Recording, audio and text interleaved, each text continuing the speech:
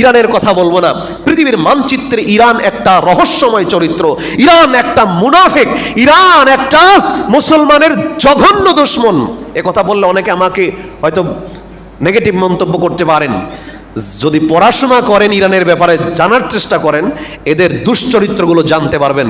ওদের লেবাস ভালো, দাড়ি আছে, পাগড়ি আছে, কিন্তু এরা আব্দুল্লাহ ইবনে উবাই যেমন মুহাম্মদ সাল্লাল্লাহু আলাইহি ওয়াসাল্লামের বিরুদ্ধে ভূমিকা রেখেছে, এই ইরান শুরু থেকে আজ পর্যন্ত। এই জন্য আমি বলি, ইরান হচ্ছে ইসরায়েলের খালাতো ভাই।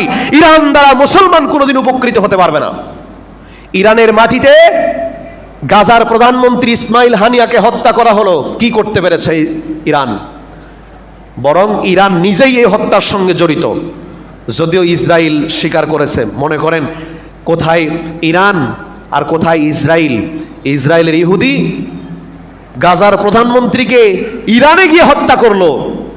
আঙ্গুল চুষে ইরান, এই ইরান প্রেমী যারা আছে তাদের বিবেকের দরজা খোলা উচিত। ইরান কোনোদিন ইসলামের উপকার করতে পারেনি। দুই একটা বোমা মারে, পাতানো, বুঝেন? পাতানো মানে ইসরায়েলের সঙ্গে যোগাযোগ করে বলে ঠিক আছে কোন জায়গায় মারা যায়।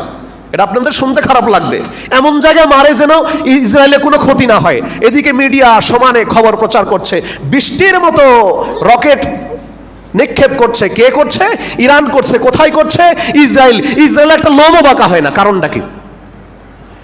আর ইসরায়েল একটা বোমা মারলে আমার গাজার ভাইদের এক একটা বিল্ডিং ধ্বংস হয়ে যাচ্ছে।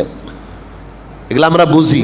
সম্মানিত উপস্থিতি, এই জন্য ইরানের কথা বলবো না, ওরা বিশ্ব বেঈমান, ওরা মুনাফিক।